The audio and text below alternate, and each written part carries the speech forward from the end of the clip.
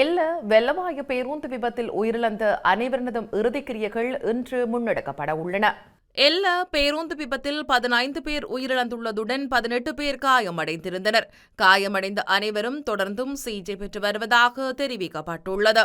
அத்துடன் விபத்துக்குள்ளான பேருந்தின் சாரதியினுடைய இரத்த மாதிரிகள் இன்று மேலதிக பரிசோதனைக்காக அரசு பகுப்பாய்வாளருக்கு அனுப்பப்படும் என எல்ல காவல்துறையினர் தெரிவித்தனர்.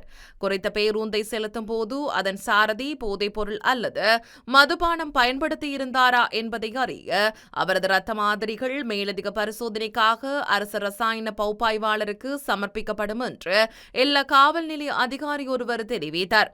அத்துடன் எல்ல வெள்ளவாய வீதியில் 1000 அடி பள்ளத்தில் விழுந்து பேருந்து மிகுந்த முயற்சியின் மூலம் மீட்கப்பட்டுள்ளது.